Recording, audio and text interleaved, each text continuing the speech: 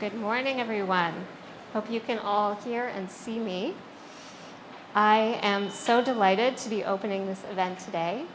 My name is Maayan Zeev, and I'm going to start with a land acknowledgement. We acknowledge the inherent relationship Indigenous peoples have with the lands, air, and water, all as part of their sacred relationship with Mother Earth. We remain committed to educating ourselves and understanding the truth about our shared history with Indigenous peoples. As we work and build in communities across the Greater Toronto Area, we acknowledge these are treaty lands and that part of the traditional territory of several Indigenous nations. For thousands of years, the GTA has been the traditional gathering place shared by many nations, including the treaty lands of the Mississaugas of the Credit, the Chippewa, the Haudenosaunee, the Anishinaabeg, and the Wendat people. The GTA is now home to many diverse First Nations, Inuit, and Métis people, and we are grateful for their contributions and the opportunity to live and work in this territory together. Thank you. I'd also like to acknowledge Minu Sikan, Assistant Deputy Minister. Welcome. Thank you for joining us in your new role in the Accessibility for Ontarians with Disabilities Division. I am thrilled to be here also to represent Access Now, which is the company that I started 7 years ago out of just the need to start solving my own problem. I was frustrated because I kept getting stuck in the street. Quite literally, I would be navigating spaces and consistently come up against barriers.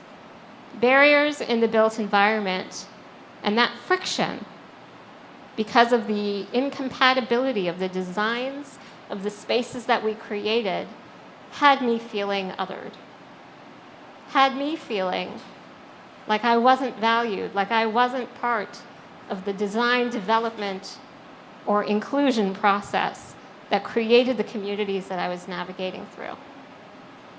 At Access Now, we look at all types of places. We look at hotels and stores and restaurants and coffee shops and office buildings and parks and trails. And we know that core to every community is where we live. Our homes are the center. Our homes are how we navigate and how we decide where we can go and what we can do. And it's from there that everything starts. Over the summer, we had an incredible opportunity to work with the Daniels Corporation to invite people within the Regent Park neighborhood, some of which are here today, to tell us how accessible is the community. How are you navigating the spaces where you live, where you work, where you learn, where you play? And in doing this, we discovered some fascinating things. We discovered that we are well on our way to creating progress. And we learned also about the importance of the lived experience.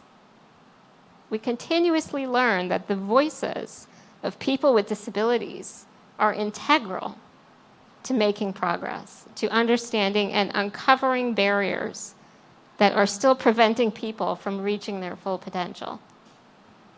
That was the first spark. In the summer, we were here in this room, and we shared those initial findings, fueled by the lived experience of people with disabilities. In collaboration with the Daniels Corporation and Access Now, we realized that we were just scratching the surface.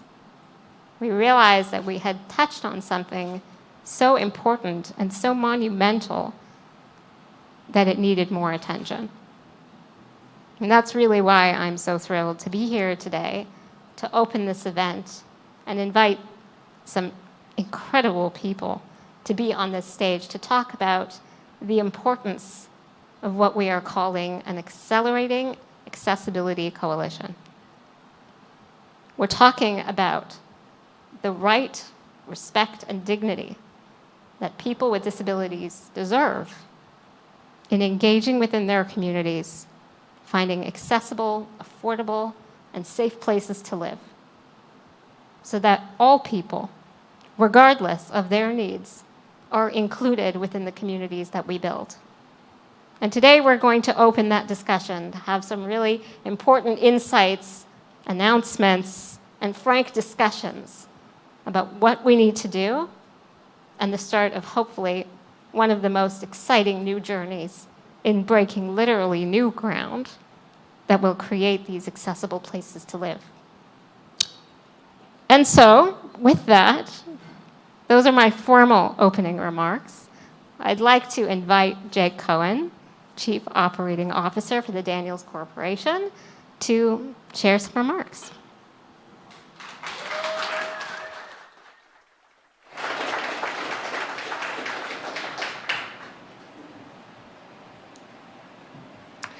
Good morning, everyone, and thank you, Mayanne, for the kind introduction.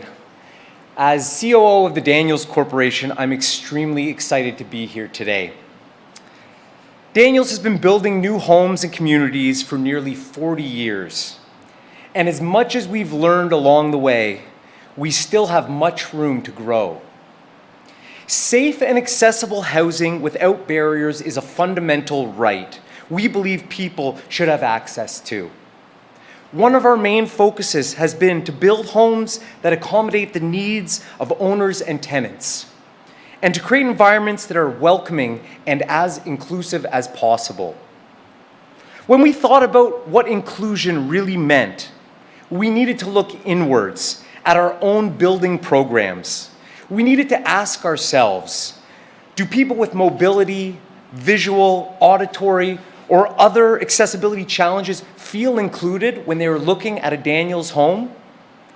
Unfortunately, for many years, the answer was no. But about 7 years ago, we noticed we were getting numerous requests from homeowners asking about making changes to their homes to make them more accessible.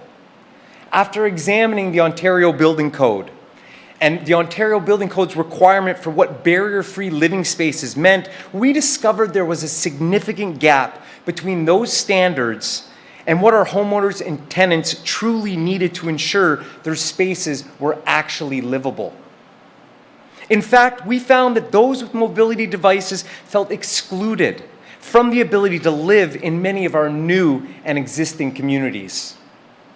With this knowledge, we started on our journey to understand how we could go beyond the living standards set out by the Ontario Building Code, to create homes that are, in fact, accessible for those with accessibility challenges, as well as people who may be aging in place or simply looking for more or better universal accessibility.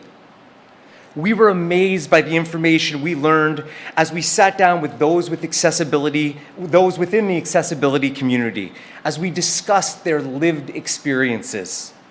After many discussions, much research, and expert consultation, we discovered that livable, accessible suites were an anomaly and something that the housing market was in dire need of.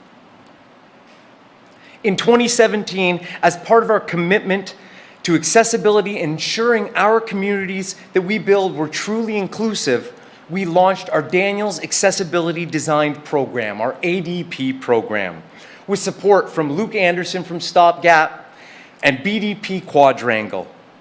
Since then, we've established partnerships with other respected leaders in the industry, such as L'Arche Toronto, Access Now, and the Rick Hansen Foundation. One of our ADP homeowners, Tim Rose, who's joined us here today, and you're going to see him later, said it best when speaking about accessibility standards. He said, "Accessibility should be built in, not bolted on." That's why when we design our standard accessibility suites, we do it long before construction starts, long before the concrete gets poured or the windows and the drywall go up. When you are intentional from the start of a development process when it comes to accessibility, the result is more financially attainable for purchasers and more easily deliverable for builders and developers. Through our program, Our homeowners can select from a variety of standard suite layouts that include features such as roll-in showers or roll-out balconies. These suites are built with the same style, fit, and finish as the rest of the units in the buildings. That said, one size doesn't necessarily always fit all, so we provide our homeowners with the option to consult with us and to upgrade or customize their suites to their standards to suit their specific needs. Since launching the program, we've sold over 100 ADP suites across the GTA, and we've integrated ADP suites into our purpose-built rental buildings across the GTA as well. We're in the process of expanding our program into our low-rise communities, researching the width of stairwells, wheelchair ramping access, the proper sizing for units in a low-rise model. We are confident we can find solutions that will work. As Mayan mentioned, earlier this year we hosted an event in Regent Park in partnership with Access Now to check on the results of our MAP mission. Several of our industry peers attended, including executive members of ULI and Build. We opened many eyes that day, and many eyes in the industry, as to how far we are in fact behind when it comes to accessibility. According to StatsCan, in 2017, one in five, 22% of Canadians aged 15 years and over identified as having at least one disability, or at least one type of aid that they required, or assisted device or accessibility feature that they required in their home. Most existing homes, however, do not meet those needs. Recognizing this gap, we spoke with industry professionals in real estate and accessibility who feel strongly about going beyond the Ontario Building Code requirements and taking a proactive approach rather than waiting for legislation to catch up. Today, we are launching a coalition of real estate and accessibility organizations to do just that. I am pleased to share that we already have 16 founding members of the Accelerating Accessibility Coalition, the AAC, who are eager, willing, and ready to change the face of accessibility in real estate. Among them, from the real estate industry, the Daniels Corporation, Choice Properties REIT, Bentall Green Oak, Cadillac Fairview, Human Space, Percy Ellis, ULI, and Build. We also have accessibility organizations, including the Accessible Housing Network, Access Now, Bellwood Centers, CNIB Frontier Accessibility, Community Living Toronto, L'Arche Toronto, and the Rick Hansen Foundation. And we also have civic and educational organizations, including Civic Action and the John H. Daniels Faculty of Architecture, Landscape and Design from the University of Toronto. The AAC's collective goal is to create a more accessible Canada, starting with the Greater Toronto Area and Hamilton areas by accelerating the supply of new buildings and homes that are physically accessible. The coalition is underpinned by the belief that accessible housing benefits everyone, and that a sign of a fully inclusive and prosperous country for people of all ages and abilities is that everyone can participate in society, including having access to homes that are truly livable. We are looking forward to more leaders and organizations in our industry committing to this goal. In the coming months, we'll focus on driving awareness with the need to enhance accessible housing. And then we will ask our colleagues and partners to make a formal and public commitment to act. The Daniels Corporation is well known for making commitments when it comes to quality of life. Daniels' Accessibly Designed program was one of those commitments. This coalition is yet another step to do the right thing now, rather than waiting until we are required to do so. Through the coalition, the real estate industry is taking a leadership role in rectifying this situation.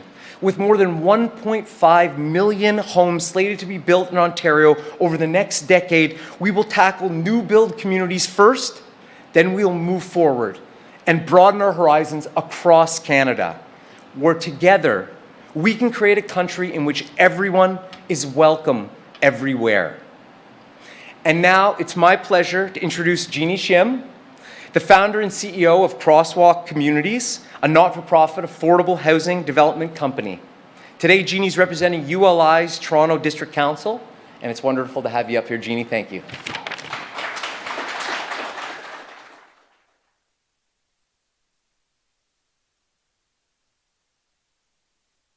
Good morning, everyone. How are you? It's great that it's not -20 outside yet. Thank you, Jake, and I'm very excited and honored to be here today as a longtime member of the Urban Land Institute, or ULI, Toronto, and past co-chair of the Diversity, Equity, Inclusion, and Reconciliation Council at ULI Toronto. For those of you who are not familiar with ULI is a global network of over 45,000 real estate professionals, of which ULI Toronto is actually one of its largest chapters. We bring together people from all sectors in real estate to convene, converse, and transform the future of city building across the greater Golden Horseshoe and the world. We connect people with a diversity of backgrounds and opinions to discuss and to debate today's big urban issues with the goal of building pathways to better ways of doing things and better outcomes. At ULI Toronto, we like to think of ourselves as the home of the industry. So it's very much in keeping with our mission to be a founding member of this new coalition, as well as its secretariat.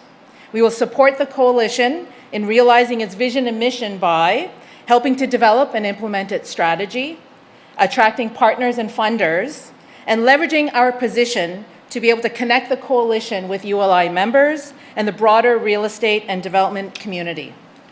As one of the largest chapters in ULI, we are happy to use our platform to demonstrate what housing accessibility can and needs to be. In fact, getting involved in this accessibility coalition is also very much in keeping with where ULI's programming and membership interest has been going. Over the past few years, ULI Toronto has more formally entered the ESG, or environmental, social, and governance space, including our first ESG symposium, our first Truth and Reconciliation workshop, and our first leadership council focused on affordable housing. And I am personally thrilled to see ULI taking on this role because I believe that accessibility is the key to inclusion. And inclusion is the key to creating a sense of belonging. And really, isn't that what city building is all about? It's about creating a sense of belonging. Yet accessibility remains a challenge for so many Canadians, whether for physical reasons, psychological, socio-cultural, or financial reasons, which means that they're not able to fully participate in their communities. But the good news is that we actually have the knowledge and the resources to build more accessible and more inclusive cities for everyone, of all ages and abilities. Which is why initiatives like this Accelerating Accessibility Coalition are so important and inspiring, and why we at Crosswalk Communities are actually embedding accessibility in our DNA, from providing truly affordable housing for lower income earning Canadians, including our essential workers, newcomers, single-parent families, youth, and seniors, to building our homes and designing our communities in ways that are truly accessible and welcoming for all. So what will this coalition do to help significantly increase the supply of accessible housing in the greater Golden Horseshoe area? Well, as Jake had mentioned, we're actually starting with awareness and education. Builders, designers, planners, architects, and their partners need to understand what they're doing now and what they can and need to do more of in order to make their homes truly accessible and welcoming. There are already developers doing just that, like the Daniels Corporation, and there are rich resources in the accessibility community to support all builders in doing this.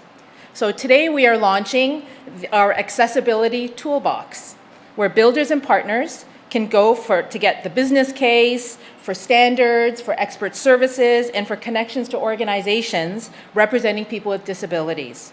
You'll find this toolbox on the ULI Toronto website through toronto.uli.org. It will be a live and evolving toolbox, and we invite you to go there to learn and also to share. We want this toolbox to be the aggregator for all things accessibility in housing, so we can all be informed and inspired by what each other is doing. And in the new year, we will also be launching a program of interactive webinars and activities to guide you on your way. Then, there's more. Once our developers and builders have had some time to assess where they're at and what they could be doing, we plan to issue a challenge. Don't worry, it's not an ice bucket thing or anything crazy like that. It's an opportunity to publicly signal your commitment to building accessible homes and the extent to which you are contributing to make this happen. So what is our ask of you today? It's a simple ask. Please join the coalition and be a part of realizing our vision that people of all ages and abilities have access to homes that are free of barriers so that they can participate fully in society and thrive. And with that, I'm pleased now to introduce Philip Rizkallah, who is the CEO of Accessibility Standards Canada. This organization is a federal corporation responsible for developing accessibility standards and funding accessibility standards research. They are supporting the creation of the coalition and partnering with the coalition while contributing to the accessibility toolbox. Welcome, Philip.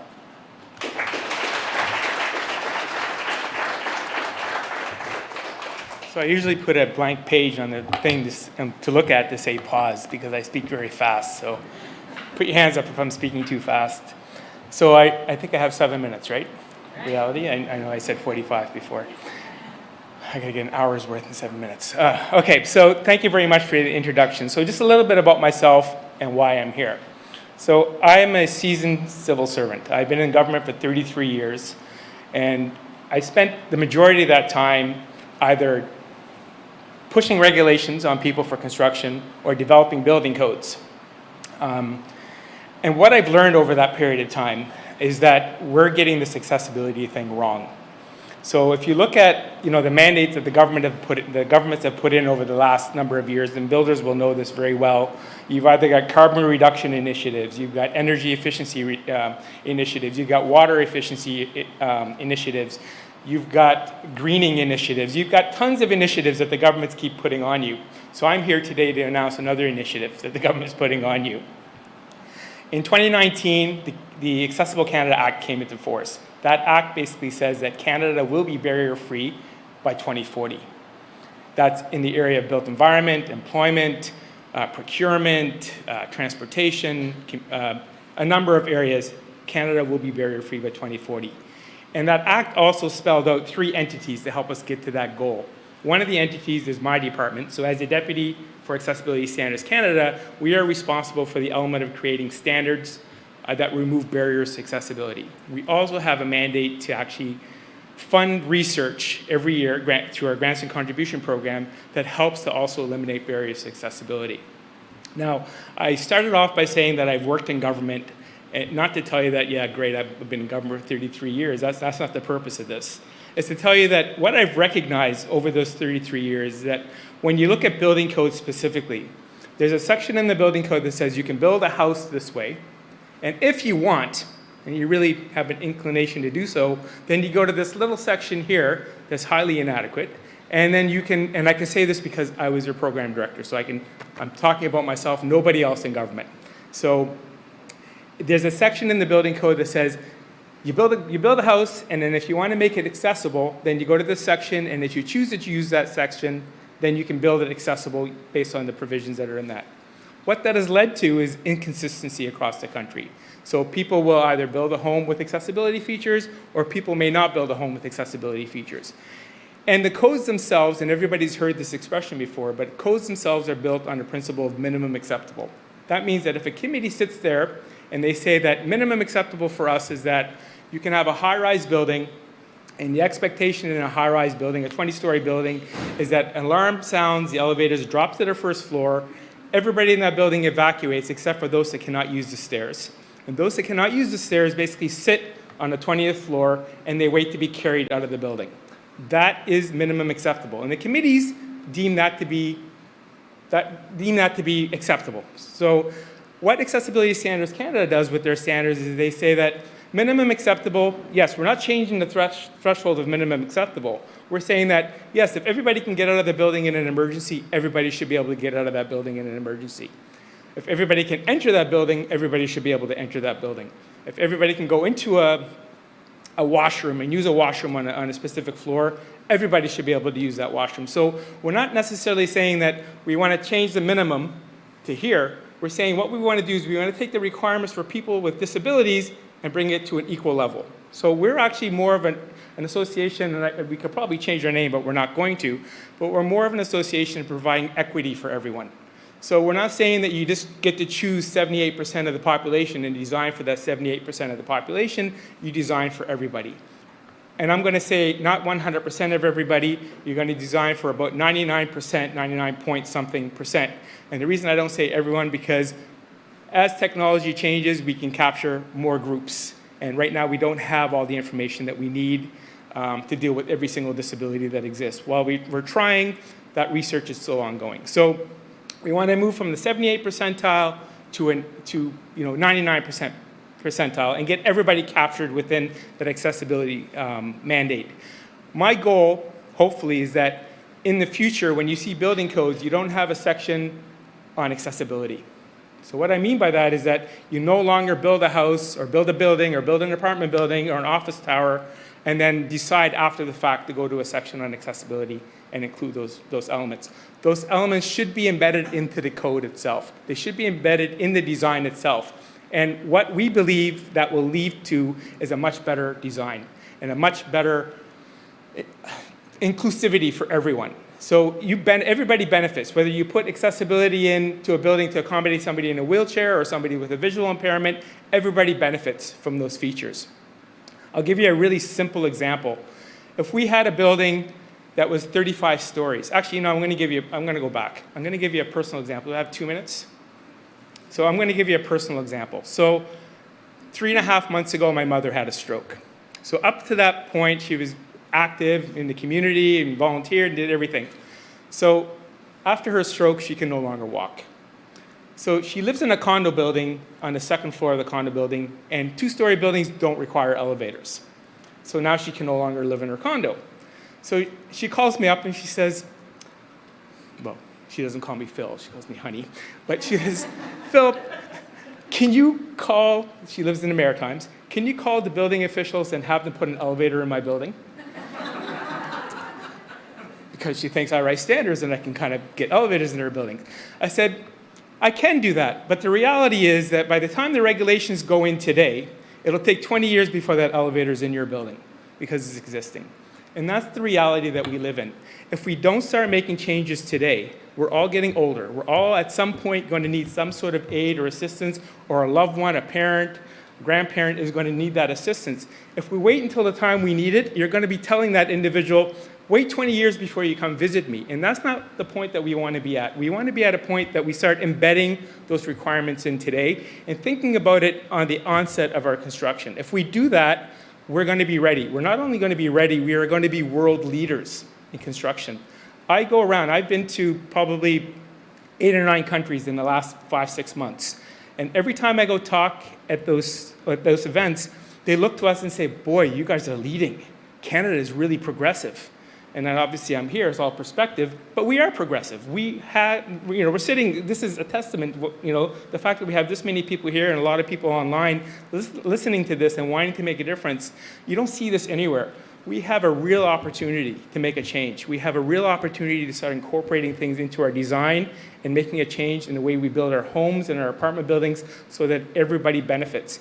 It's a lot more expensive to change a light switch after you've moved into a house and raise it or lower it than it is to actually just do it lower at one point. Nobody's going to come in and say, damn it, that light switch is too low. I wish they wouldn't have put it, that's never an issue. But if it's there, if it's at the height that you need it, everybody's going to be happy with it. If the door is a little bit wider, it's not going to make a difference to anyone, except for those that really need the door to be a little bit wider.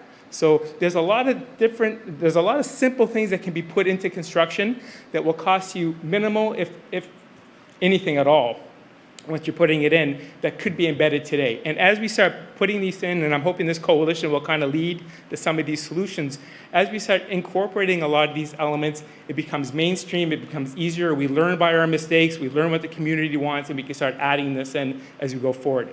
I should have mentioned, we develop standards. We have a standard out right now for public consultation on the built environment. The National Building Code has a section on accessibility. A very small section is about 20 pages, maybe 15 pages. Our first consultation for the built environment is 118 pages. We developed that in a year, and we put it out. And the reason we were able to get it out so quickly, and I can tell you the National Research Council has been looking at this and discussing this for years, and they've been making tweaks, but because we are so committed and our focus is primarily on putting in accessibility, our members on our committee are primarily persons with disabilities and experience in construction. We got the whole package. We got the people that are impacted by this, the construction industry, the regulators, all of them as part of the process. And because we have all those elements in place, we're able to put out a standard that we believe will keep us at minimum, but bring us to equity. And I encourage everybody here who hasn't done so already to look on our site and actually comment on those changes. Those changes in some cases are quite significant. They're major changes. You're going to see some major changes to construction on these that what we've introduced. But it's a process that's based on consensus, based on input, and if we need to tweak and modify certain things, we will do it. This is our first iteration. And I'll mention one more thing. I know I'm over time, but that's because I haven't been looking at my pause paper, so I apologize. One thing that makes us very unique as an organization, we are an accredited standards organization. Just like CSA, ULC, NFPA, ASME, all these organizations, they're all accredited. We're also an accredited organization, but we're unique in the sense that when a standard is developed within our organization, I have a direct link to the minister. I report directly to a minister, and I say, we like this standard, here you go, legislation. And it automatically goes into legislation. There isn't another step or 4 or 5 steps in between that. So we are almost a direct line to government to put stuff into legislation. What we develop will be going into legislation. So I'm giving you a heads up right now. You might as well know it's coming, and you might as well be ahead of the curve and be seen as leaders on this, because the more people that are using it now, the better off you're going to be in the future. Because to come back after the fact, after you've got plans in place, and to have to change those, it's going to be very difficult. I'll stop now. So, thank you very much, everyone.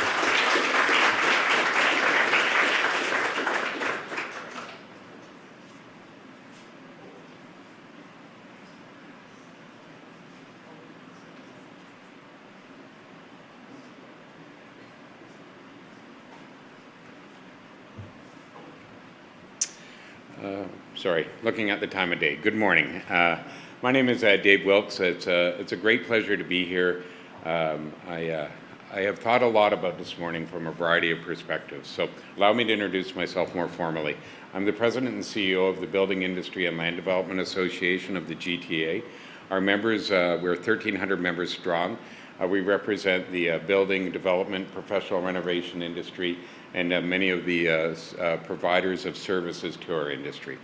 When Mitchell approached our association, of which Daniels is a proud member, and we're proud to have them as members, about this opportunity, and my colleague Justin Sherwood came down to the first discussion, and under one of the first discussions, we were all in immediately. We believe in the opportunity that this provides, and we believe in the opportunity and the responsibility we have as an association to be part of the solution and use the platform that we have with Daniel's colleagues within the industry to promote awareness and understanding of the opportunity and the responsibility that we have to provide an accessible built forum. Allow me just to offer a perspective on why this is so important to myself and the people that I work with at Build. We have an approach of 4 Ps that we try to advocate for change around: policies, people, productivity, and processes. We look at those right now through a very narrow lens of how we can create conditions to facilitate the 1.5 million homes that Ontario is going to need, the vast majority of which will be in the GTA, to address the supply constraints and the affordability challenges that we have. We look at policies to enhance supply and address affordability challenges. We look at people through the lens of skilled trades to build the homes that need to be building and the planners to approve the plans. We look at productivity and processes on ways to increase productivity, provide innovation to, one quick stat here, the highest number of homes we ever built was 100,000 in 2021. We need to build 150,000 to meet our goals, so we need different types of innovation around it. As I reflected on the opportunity to be part of today's discussion and part of the coalition, and we're very proud that BUILD is a member, I realized I was looking at those 4 Ps in far too narrow a framework. And what made me realize that was experience of a member of my family, if I may also offer a personal example of my son-in-law. He has the unique opportunity to coach a wheelchair curling team. And he is an able-bodied curler and was someone that has taken to the responsibility he has with passion. And the first thing that he did was curl in a chair. And he then saw, through eyes and through a mind, the opportunities and the skills that needed to excel in wheelchair curling through those individuals, those athletes chosen sports in a completely different way. When I got out of the Uber today, I thought, I have no idea what I'm talking about here. I don't understand the accessibility challenges that we have built into our built form because I see it through my own eyes and through my own mind. And that's a weakness. And so I challenged myself around the 4 Ps that we have. And what are those 4 Ps as we look for a more inclusive community that we all have a responsibility for? People. Are we inclusive? Or do we have barriers in place that you possibly, no elevator in no elevator in a second story of a condo? That's wrong. Policies.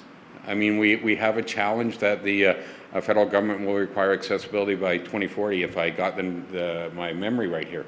We should be out in front of that. We as an industry have a responsibility to be inclusive. Productivity and processes. How are we ensuring that as we build and look to build the 1.5 million homes that we need, we're doing so in a way that was described earlier? So we are limited by our own experiences.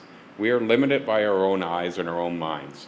And if there's one thing that I have learned from others' experiences is that I don't know what I'm talking about, and if I accept that and I try to experience things through other people's eyes, then what can we do to change that? And what BUILD will commit to do is ensure that the toolkit that is being developed, to ensure that this conversation continues, to use a political term, our bully pulpit, to advance the conversation so that this is not something that you think of afterwards, but you think of as part of planning.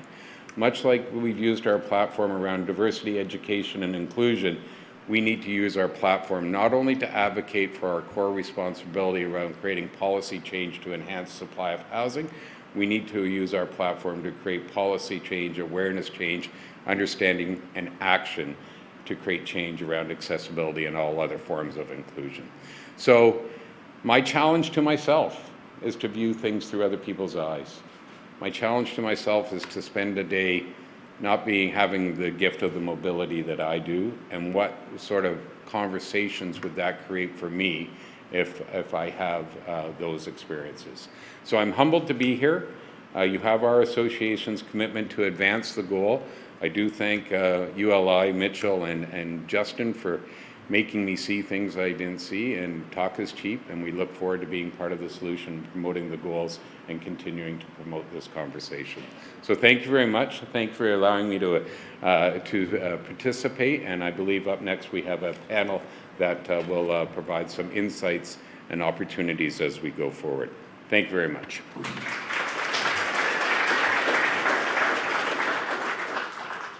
All right, so some incredible remarks off the top. Thank you for moving this podium. I see you, and I appreciate that. I'm going to be in a new role for me. I'm usually not the moderator, but now we're going to be jumping into a panel discussion. This is probably the moment that I've been most excited for, because I think last time we hosted an event, this was the moment that really I saw the light bulbs go off. I saw the aha moments happen. So I'm going to be inviting my friends up, Tim Rose, Luke Anderson, and Lorraine Cassier. Please, you are welcome to come to the stage in whatever order is most comfortable to you to join me here. Let's go. Yeah, perfect. That is perfect.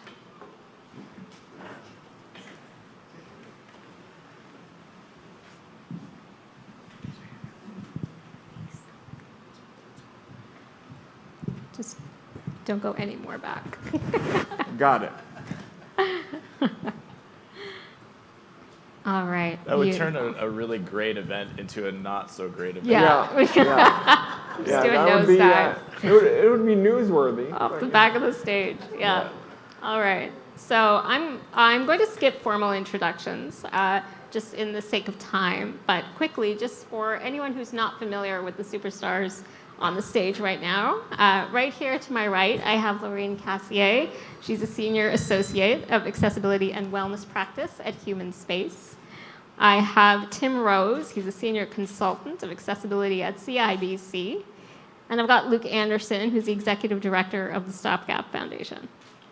Each one in their own has been quite a role model and inspiration to me in the best way, truly shaking up the status quo.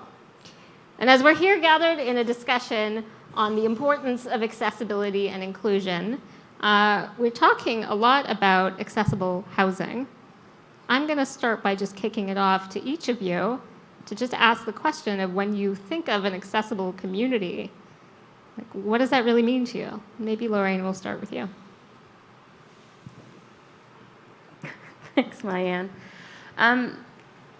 The elements around accessibility will vary for person to person. I think at the end of the day, it's around, are people able to engage, partake comfortably and safely, live and be within the environment that they choose to be in?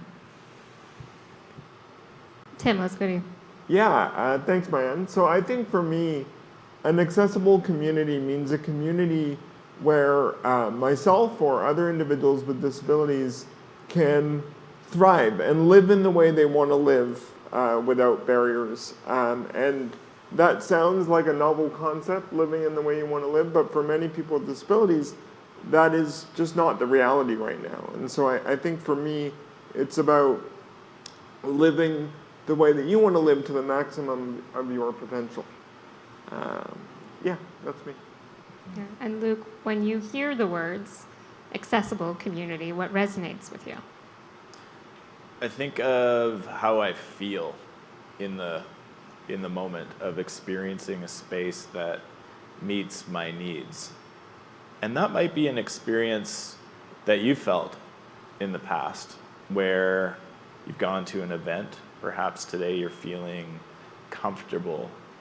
You're feeling like your needs are met from a sensory perspective, maybe an educational perspective, feeling a sense of togetherness, just feeling held. That, to me, is what accessibility means, where I feel like my needs are met, that I feel comfortable and safe, that I feel like I'm a part of a family, a community. And so Dave was able to step into some vulnerability. I really appreciate his sharing of his own lived experience, not knowing what accessibility or disability is all about. And I can totally relate to that, because at 24, I was introduced to the world of disability, and before that, I had absolutely no clue about any of the things that we're talking about today. So to bring you into this conversation, I'm inviting all of us to really think about what it feels like to have all your needs met. And that's, to me, what accessibility means. Yeah, thank you. And on that note, I think, I'd like to take it to you, Tim. Sure. You had your own experience in searching for and finding your own accessible home with your partner. Yeah. I'd love to hear about what that experience was like and what were some of the things that you looked for before you got into an ADP suite. Yeah, so when my wife, or then girlfriend, Natalie, and I decided we want to live together, I was actually living abroad in the UK, and I knew I was coming back to Canada, and I was like, okay, we'll just look online and we'll find an accessible house. No problem.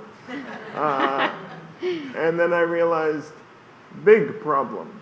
And we looked for ages, we contacted agencies, no one could help, no one really knew what we were doing, and all we were saying was, look, we have the money to pay market rent in Toronto. We just can't find anything that meets our needs. And so we eventually did find an apartment, but it was an apartment that we had to make accessible ourselves. So we had to do things like take the bathroom door off of our bathroom because otherwise my shower chair wouldn't fit through the door. So my poor wife had to live for a decade without a bathroom door. Sorry, dear. She's right here. And so we had to make that accessible ourselves, and it wasn't an ideal situation. By the end, my shower chair was falling apart. And the space was tight, the bathroom was tight, and so when we kind of resigned ourselves to just this was going to be our life. We were going to have to make it work. And that's what a lot of people with disabilities have to do all the time, is adapt and make it work and not live in ideal situations. And then Natalie was looking around online and happened across this Daniels announcement. And for us, it was like an announcement of the ADP program. And for us, it was like finding a unicorn. Like, we didn't really know how to react. And we went from not looking and not ever thinking we would find something to buying our accessible pre-built home in a week. Now, that was a very intense week. If anyone's tried to do that in 7 days, it's not easy. But we knew we had to jump at the opportunity because it was so unique and such a great opportunity to get in with a builder that understood what accessibility meant. And to Jake's comments earlier, building a space that was designed for me and designed with my needs in mind, that was life-changing. And that provided security, freedom, independence, all those corporate buzzwords that my bank loves, all of those are as a direct result of the Daniels ADP program. Absolutely.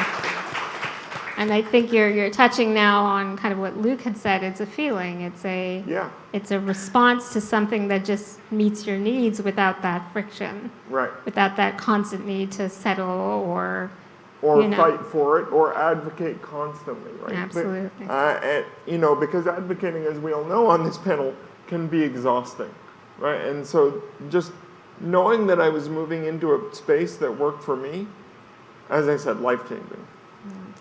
And now we've got a few folks on the stage that were also part of that process. I'd love to take it to you, Lorraine, to talk about what are some of the things that go into designing a space to be more accessible, more inclusive, so that you do get those results. Thanks, Mayan. You really want me to talk about the requirements that go into it? Talk about what that process is like. Right. What are some of the most important things that people need to consider? Yeah, I think the key word is process. So there are a ton of standards out there. Phil, you probably know most of them. There are a lot of guidelines. There's the building code. Those are the easy things to find, those requirements. What sort of Daniels did differently was they embraced it and then changed the process of how they were building for that one particular building, but how they were going to change the building process for future buildings. So there was a thought of, okay, we need to look at these floor plates. We need to think about, where is this a plug and play?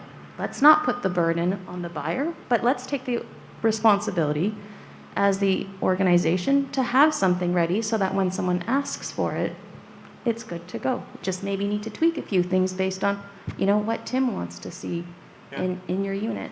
So I think the standards, the requirements, they're all out there. They're all ready for you to use. You just need to be willing to look at them, figure out how they need to adapt, and change the internal process in-house to apply them. Mm-hmm. And I know that part of the process, and Luke, you will drive home on this, is the need to start with education, the why. What do you think is lacking? What's missing right now? Well, first off, I'm just imagining Tim encountering a unicorn. I'm sorry, I've just got really distracted by that. You're welcome for that. Yeah. Buddy. Maybe next event we'll invite a unicorn and you can actually see it. But that's really what we want this toolkit to be all about. The unicorn that people are really needing to meet in order to connect an intention to create accessibility and inclusive spaces with the tools that they need.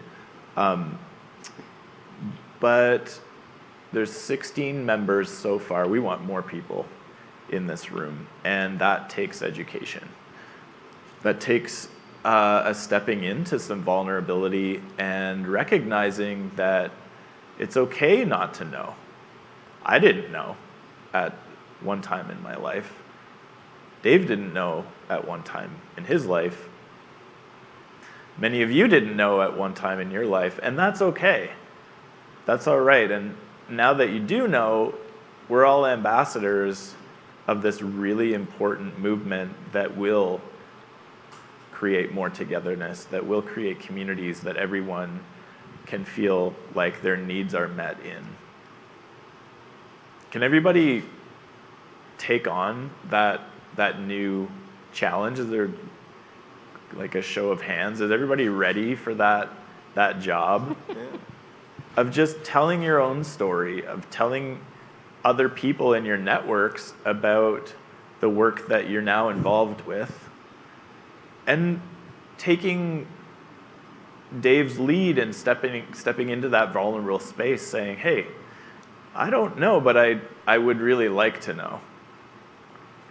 Pointing to the toolkit now as a resource for answers to become more aware.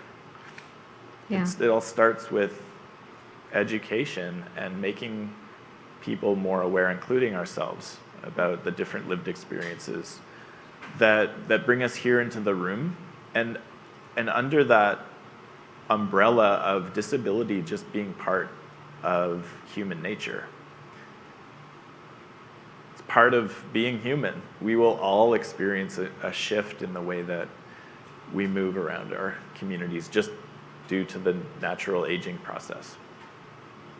How do you think that we can inspire the building community to take next steps to create that action? If there was something you feel that you could shout from the rooftops that would demonstrate the urgency and the need, Lorraine, what is it that you would say?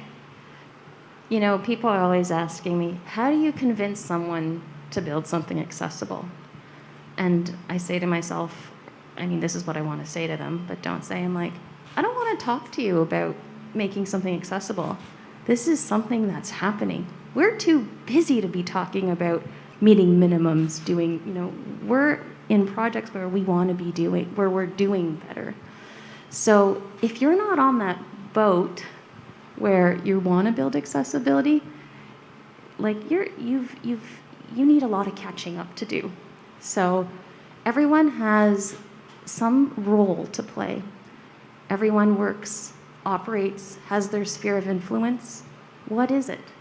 What is it? Is it about asking the questions? Is it about researching the standards? Is it about, initiating some opportunities for your organization to learn more? Or is it a self-reflection thing? So everyone has the opportunity. What's your sphere of influence? So, I don't feel that I need to. I mean, maybe I do, but we're so busy, and there's so many people who are already doing more than what's required out there. I'm not sure what I need to say to people who who aren't interested, because this is happening. You just need to be part of this. Yeah. I love that approach. I feel very much the same. I can say, even from my own experience, half the time the advocacy fatigue of just explaining that we're talking about dignity, we're talking about human rights, we're talking about the ability for someone to be safe and secure and not be compromised in any way that then they're questioning the value that they have in their own community. Like, why are we talking about that? Why is that a question as opposed to a given?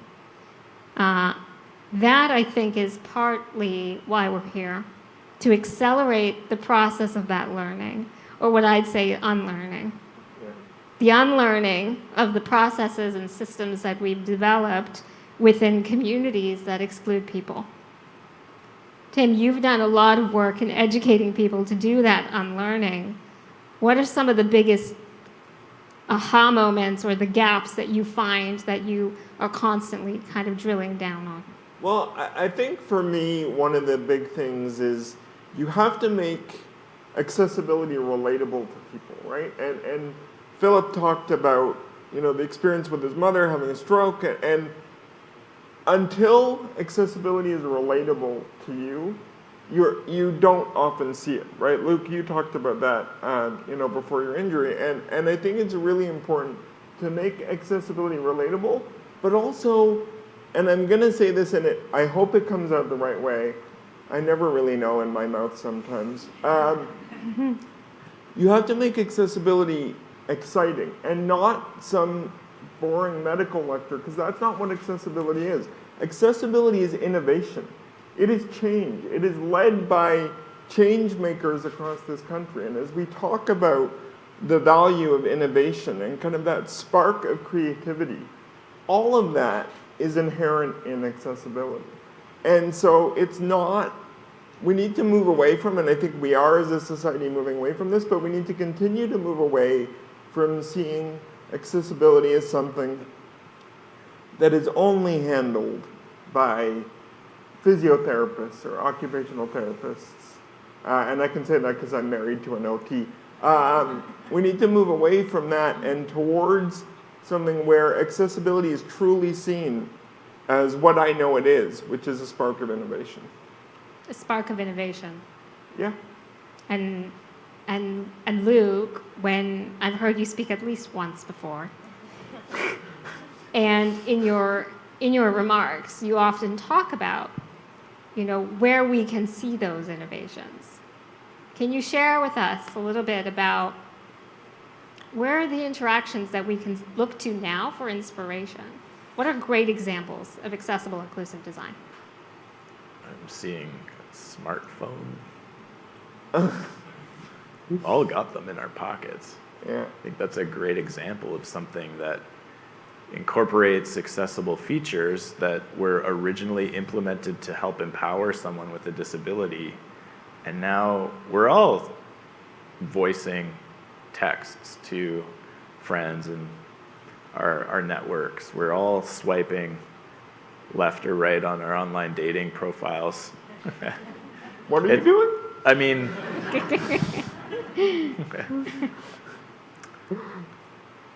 cat's out of the bag.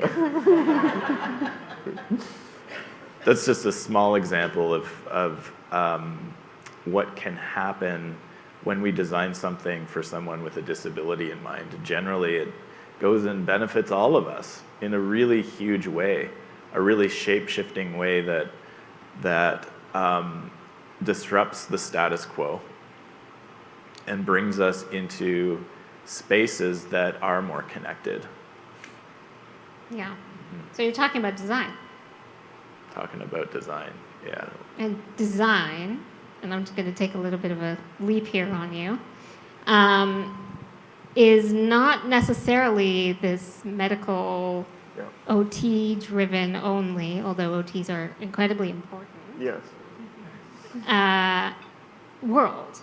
Accessibility design is something that then I would say would benefit human experience as opposed to just people with disabilities. You had the process, Lorraine, of coming up with those innovations, of working with teams to get to a place where you build function and form into one equation. What's that feel like when you do that process?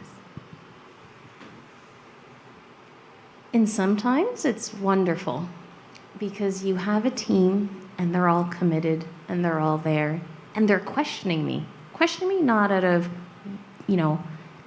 why do we have to do this? And, it's not a response of because the building code says so. It's, well, this is what we're trying to achieve.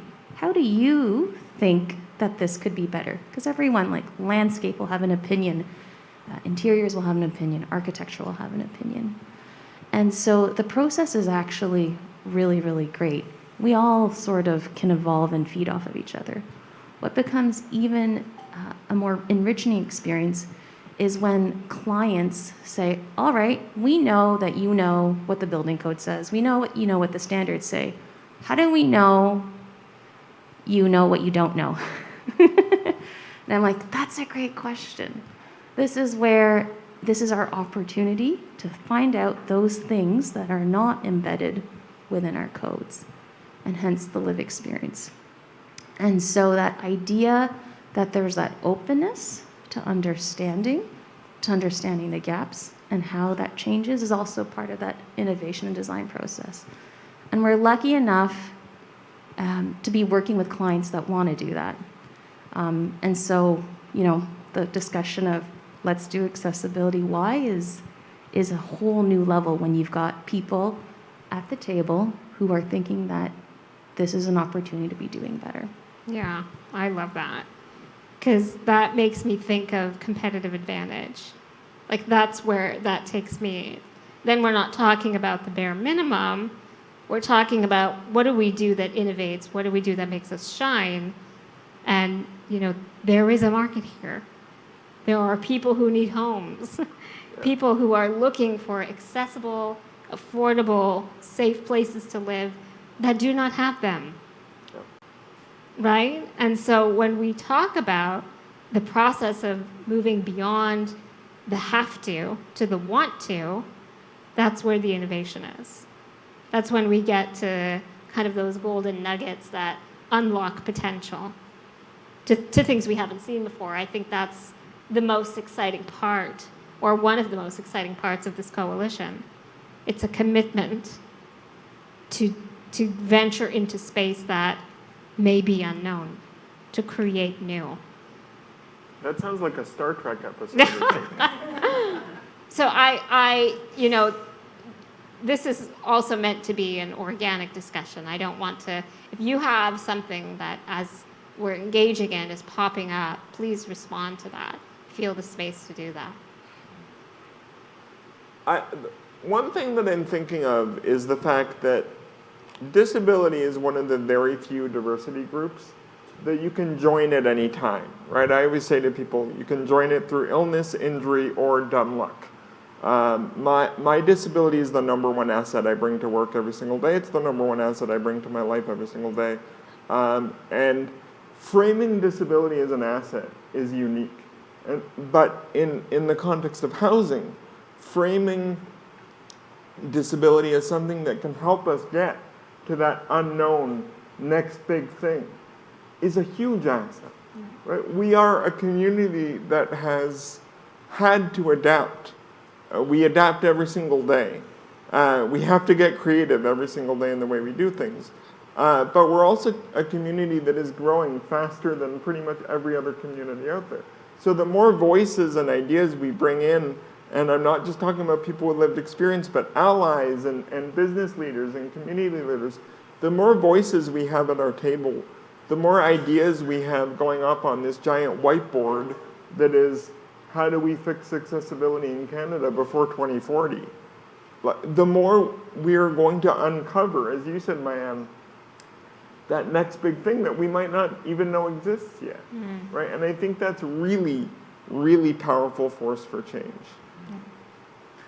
Yeah, that little bit of room, the 1%, Philip, I think that you were referring to, making space for continually learning and evolving. So making sure that whiteboard has infinite extensors. Yeah. It's just growing and growing and growing as we learn from different people's experiences. It's not a fixed toolbox. This is a working set of resources that will be drawing on the stories that we're hearing, that we're drawing on the continually evolving work that's going on. What's one thing that as people listen that might not be as familiar with the space of accessibility, the work that goes into it? What's one thing that you would suggest people do to start? Anyone who's open to answer. I think being curious is really important. Just asking questions, again, stepping into that space that might not feel super comfortable to you. I'm inviting all of us to be okay with that discomfort. It's all right. It's okay to not know. And it's a really important step towards knowing and learning and asking questions. I think really tapping into that the kindergartner in you. Some of my favorite experiences is being in front of a group of kindergarten kids and really witnessing their interest. They really want to know more about how I pee.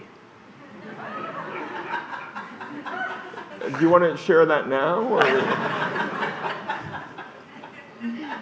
You're all wondering it. Face it. I'm not going to tell you how I pee today, but I will tell you how important it is to tap into that curiosity and recognize it as something that is okay. It's all right. And with that tone and the genuine intention to want to know, whoever you're approaching with a question, with that quality for wanting to connect and understand, that's going to land well.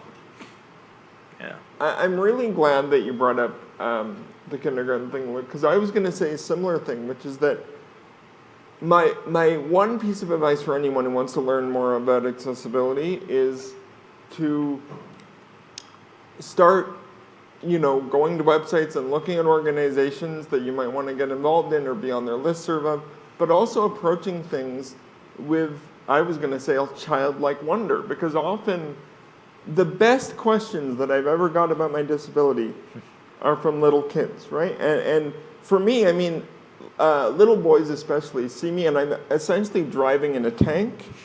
And I remember, one in particular, so fascinated by all the buttons and what does this button do? If I pull the joystick this way, what does that do? And that is, we need to get to them early, right? Because now that child has understood someone who doesn't look like them and how wheelchairs are actually very, very cool things with lots of buttons and lots of places to get your finger stuck.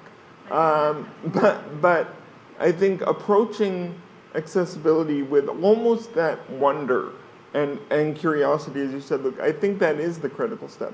And also being prepared to listen and to tap into others' experiences that aren't your own. I work in accessibility at a very large bank, but I know that I don't know everything about every part of the disability community.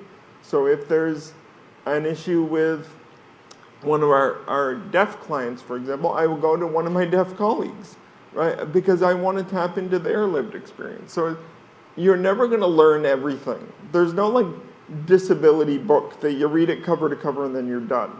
We're constantly evolving, and so just being willing to listen, I think, is really important.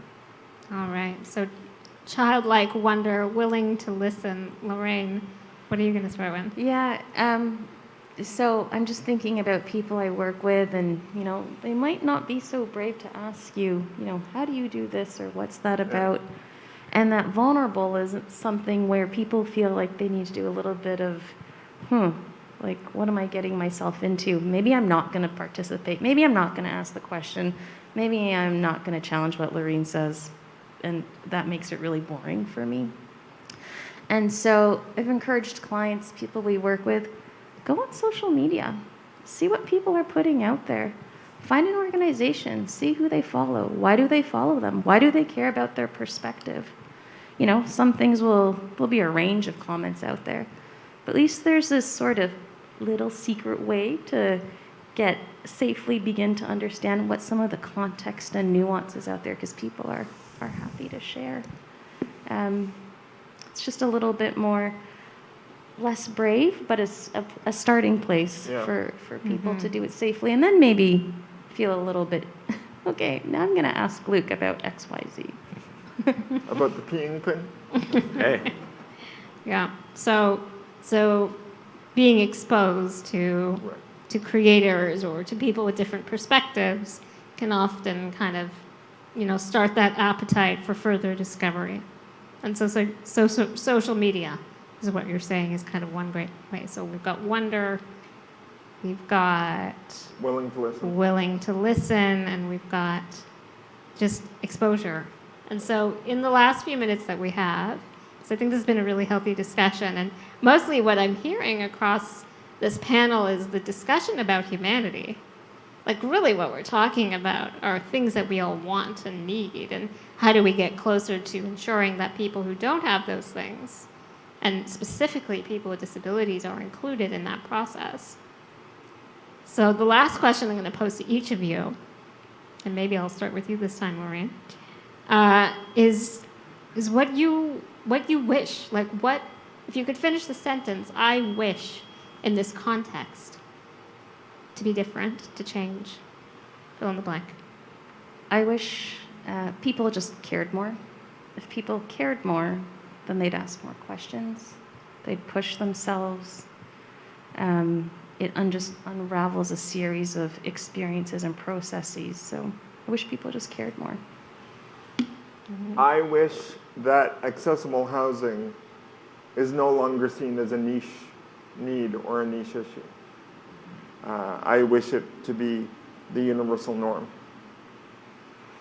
yeah, whether it be in my own home, a friend's home, somewhere I'm traveling in my community, here in Canada or the world, I can get from A to B with maximum independence and spontaneity. I love that. And so part of the reason we're here today, in the official launch of the coalition, is to turn the wishes into actions. We're not talking about what, dreams and hopes. We're talking about concrete actions to make this a reality. Every person in the room has an ability, a responsibility, and an opportunity to take part. And so on behalf of everyone here today, on behalf of all of our founding members, I'd like to thank you for joining us in this important conversation. We're not going to take questions today, but if you are interested in asking questions from anyone on the stage, please feel free to engage after. And we've got some booths set up here in terms of ways to take forward next steps. Some solutions are already in the room. All you got to do is ask. So thank you so much. And that concludes this event.